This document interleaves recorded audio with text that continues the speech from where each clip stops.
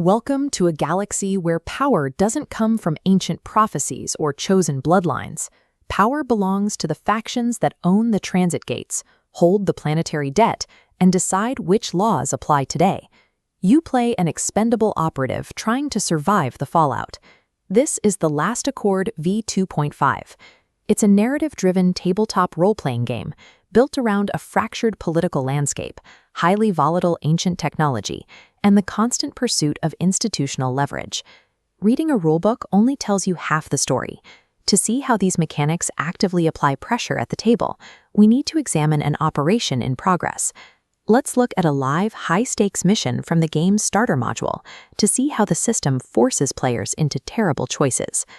We drop into Drift Hollow, an abandoned terraformer dock on the quarantined moon of Lusker 4. Hidden somewhere inside this irradiated reactor shaft is a classified precursor relic. Precursor refers to a highly advanced, ancient civilization that vanished, leaving behind extremely dangerous, reality-bending artifacts. The operatives are contracted by a minor noble house to extract the relic. They have to get in, secure the payload, and get out before competing corporate factions or independent scavengers realize what's sitting in the dark. Right from the jump, the mission traps the team in the game's core loop, carefully navigating a lethal environment while their resources rapidly bleed away. There is no magic here. When operatives need to breach a bulkhead or survive a firefight, they use protocols. These are trained, institutional techniques, ranging from system hacking to military combat maneuvers and psionic manipulation. To reach the core, the team descends through a gravity-inverted rift hazard zone. The rift is a volatile spatial anomaly that distorts physics and tears at the mind. Surviving the descent requires activating specialized tech and zero-G protocols just to move forward. This diagram shows the game's central attrition mechanic, the stress pool. Channeling psionics or facing rift distortions fills this gauge. Damage isn't just physical. Pushing mental limits has escalating costs. Hitting threshold 4 triggers identity drift or synaptic collapse, permanently degrading tactical abilities. You have to actively manage that psychological decay. If you let your team burn out during the initial infiltration, you won't have the mental capacity left to handle the actual target. The team manages to secure the relic and blast off the moon surface. But 90 seconds after clearing the atmosphere, they trigger an orbital ambush set by a commander from the Crimson Accord, the galaxy's heaviest military faction. This maps the tri-state ship system. Instead of basic health, vessels use 3 interconnected tracks: hull integrity, system strain, and heat. Overclocking weapons to punch through armor immediately spikes heat and strain, creating critical vulnerabilities engineers must patch before hull integrity drops to 0. The dogfight becomes a desperate puzzle. The team must manage those 3 tracks just long enough to absorb a direct plasma barrage, spin up the drives, and execute an FTL jump out of the system.